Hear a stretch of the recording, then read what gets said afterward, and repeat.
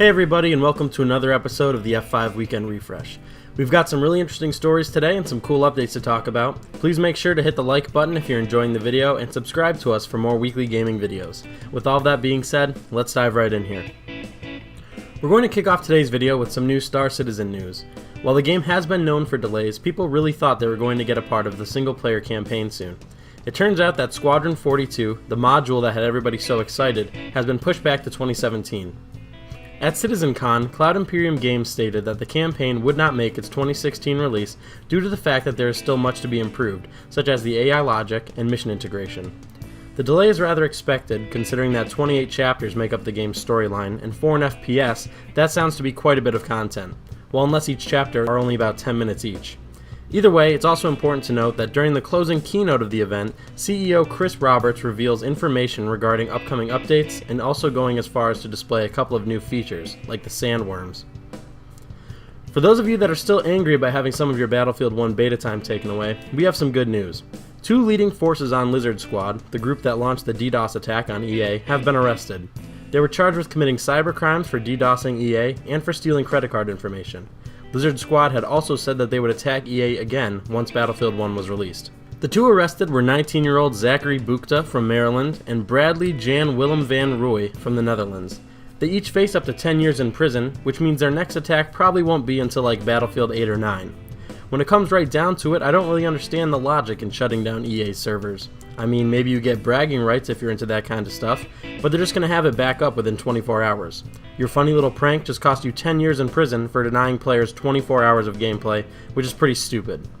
Anyway, we won't be hearing from these guys for a while, and hopefully they wise up in their jail cells. We should also hope that they aren't in a cell block with some criminals that were upset about losing their Battlefield 1 beta time. There's not a whole lot to say about this next title, but it definitely got my attention. Cuphead, a universal window platform game, is coming to Xbox One and Windows 10. It just recently got a release window of mid-2017, and the game looks very different. Even from the short gameplay you're seeing now, the game looks just like a cartoon.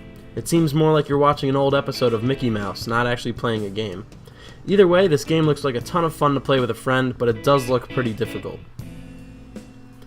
Maingear is certainly an impressive company, being able to hold its own with such monstrous products. The PC manufacturer's noteworthy lineup has recently included the VYBE, a high-end gaming and VR-ready PC aiming to be every gamer's dream. The VYBE starts out at $999 and offers immense customization, Intel Skylake 4-core processors, overclocking availability, support for up to 2 graphics cards, and dual-channel DDR4 RAM. It's enough to make a PC enthusiast drool. There is a broad selection of parts, including LED light strips, processor cooling, RAM, motherboard, and more. You seriously can't go wrong with Maingear if you're seeking a PC that suits your gaming needs. Though I've never owned a Maingear product myself, many people have vouched for the great quality of the company's products. Wallace Santos, CEO of Maingear, has stated, "The VYBE provides an amazing amount of power and performance at an incredible price point. Maingear is bringing its boutique builds to the masses with the VYBE and opening up high-end gaming and VR to a wider audience than ever before." Sticking to the topic of VR, let's talk about the new DriveClub VR. It's a full version of the game and it's exactly the same as DriveClub for the PS4. The only major difference is that this one will most likely make you sick. After playing for about 10 or 20 minutes, your head starts to spin and your stomach starts to churn. Despite being able to change the view inside the car, the motion of the game itself causes a ton of problems for just about everybody that plays it. That being said, the game that makes you puke probably isn't a great selling pitch for the new DriveClub VR game. Now, with VR being relatively new, this is probably going to become a much more common occurrence. It's very important that you actually read up on how each title is doing within the community before you go out and buy a new game. Spending $40 or $60 on a game that's going to make you sick will only benefit you because it will give you a legitimate reason to call out of work. However, that's not how I prefer to spend my free time. Psyonix has decided to change things around a little bit on Rocket League recently. The latest patch to the game has altered some of its ranked tiers. Before the update, many players were settled into their spot in Challenger 1 to Challenger 3. Now they've spaced things out a bit to give a better estimate of your actual skill range. Players might be moving up or down depending on how they've been playing lately, but it should also be a lot easier for you to move divisions. By spacing things out a bit more, players have the chance to be matched with others that are closer to their skill level. This patch brought me from Challenger Elite to All-Star, so I'm not complaining in the slightest. Along with that, the Halloween event is coming back. Not only will this include all of the toppers, boosts, and antennas from last year, but they're also adding the Bone King and Ghost toppers, a fuzzy skull antenna, and a Netherworld rocket boost trail. This event kicks off on October 18th, but the rank changes and latest patches are in effect right now. If you haven't checked it out yet, make sure you fuel up, equip a Hula Girl antenna with the plunger topper, and get on the field. Since Rocket League is a game available on Steam and offers controller support, this next piece is pretty relevant as well. If you're trying to play games on your PC, then there's a decent chance you'll be doing that on the Steam client. Say you want to use a controller with the game that you're gunning to play, then there's even a better chance you'll be using an Xbox controller, which was designed to be used specifically with PCs, or a Steam controller, which also has clear intent to be used with laptops and PCs. But say you're one of those poor first world saps who only has a PS4 controller at their disposal. Sure, you can technically use it, but it lacks the kind of software and driver support that the other controllers enjoy and so often take for granted. However, the tides are turning for the humble PS4 controller, as Steam has recently announced they plan on better integrating Sony's controller for their games, giving it the same benefits that the Xbox and Steam controllers have. Specifically, this means you can now configure a PS4 controller for the games you play, allowing you to adjust the button mapping, gyro features, and touchpad. According to one of the presenters to break the news, Lars Doucette, developer of Defender's Quest, believe it or not, when you use the PS4 controller through the Steam API, it's exactly the same as a Steam controller. You make the exact same API calls, you only get actions, not inputs, and the Steam API takes care of everything. Well, VR is out, ladies and gentlemen, with the PlayStation VR, Oculus Rift, and Vive available for public consumption. Most early reviews of these systems call them interesting, but so far there doesn't seem to be any professionals deeply in love with them, calling them interesting, non-essential peripherals. Comments like that really bug people. Specifically, it bugs Oculus CTO and pioneer of VR technology, John Carmack, who thinks that the reason for this middling reception is that developers are still treating VR like glorified tech demos and are afraid to take full advantage of the system. We are coasting on novelty and the initial wonder of being something people have never seen before, but we need to start judging ourselves, not on a curve, but in an absolute sense.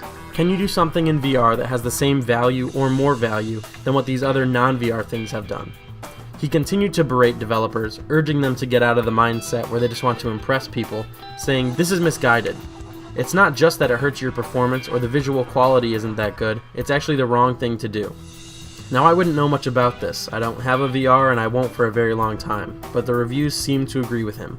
It's a shame that not enough companies are really able to take advantage of what VR has to offer. So Battleborn has been having a rough time as of late, if you want to say it's even having a time. For a multiplayer-focused shooter, there are very few people playing it, which pretty much means the game is dead. Old Randy tried to persuade users that there's still a very active player base, but the queue times for a simple multiplayer match tells a very different story. And while Gearbox is far from the only developer who struggles to retain player attention for these multiplayer-focused games, they are pretty much the only ones who have to do more than just keep their few fans. They have to actually make new ones, which can be nearly impossible for a game as old as Battleborn. Still, they'll give it a shot with the newly released DLC called Atticus and the Thrall Rebellion. But wait, there's more than just a new single-player mission being introduced here. This DLC also comes with skins, taunts, titles, and commander packs for every faction in the game, all for $5, which honestly is pretty good for everything that's involved. But there's still more coming. Even if you don't buy the DLC, this new patch also includes a new multiplayer mode called Face Off, where two teams compete to see who can kill waves of bad guys faster and deposit their masks. The first team to get 500 masks wins, but as the match goes on, enemies get tougher and the enemy team can kill you and take the mask that you're carrying. Wrapping things up today, Pokru, one of our own over at Gamers Unite, took some time out of his day to talk about how highly anticipated titles can still come out poorly, despite all of the hype they receive. One of the major titles that stoked this flame lately is of course No Man's Sky, where the hype for the game was so overwhelming, it was not only impossible to express doubt in that hype, but it also created a great deal of disappointment when the final product failed to live up to the astronomically high expectations. So, to save the games industry the trouble of having to lower expectations themselves, he's going to step up to the plate and remind players that the games they're excited for could in fact be terrible.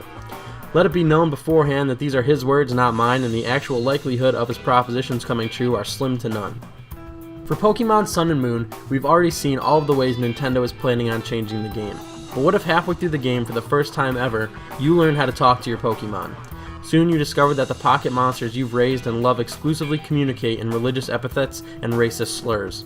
The game then goes into gruesome detail, explaining that Pokemon let themselves get captured so they can wage a wholly genocidal war against all other species of Pokemon, hoping to exterminate them from the planet. Then you get to listen to their psychopathic, disturbingly specific threats whenever it's time to battle. In fact, the only thing keeping them from tearing out their enemies' throats and turning their necks into straws is your command, which they resent you for. Oh, and your Ditto has some stories to tell you, and it will tell you, repeatedly while you sleep, even when the game is turned off. In Resident Evil 7, you find yourself getting stalked in the abandoned house by a family of disturbed, likely inbred hillbillies until you blindly stumble into a loaded pistol. Grateful for an opportunity to fight back, you shoot one of them in the stomach, only to discover you were in a haunted house attraction at an amusement park, and you just killed an actor in cold blood. You're arrested, taken to court, sit through proceedings as you desperately defend your case, only to fail and get a lifetime behind bars. Also, your name has been sent to the no-flight list because Capcom sent your data to the NSA, saying you're prone to shoot people for no reason. When writing about the new South Park, The Fractured But Whole, Poe stated that there's no joke he could make that couldn't actually be in the game. If you have the time, make sure you check out the website for his article. It has some really great stuff, and if I had time to read out his description of each title, I would. He has more for Call of Duty Infinite Warfare, The Legend of Zelda Breath of the Wild, Kingdom Hearts 3, Battlefield 1, Final Fantasy 15, The Last Guardian, Mass Effect 4 Andromeda, and Persona 5. I hope you guys enjoyed the video. Make sure to leave a like and subscribe if you want to see more of these. Maybe even leave a comment down below if you want to share some of your own opinions on these stories. Until next time, this is AS Unreal, and we hope to see you soon.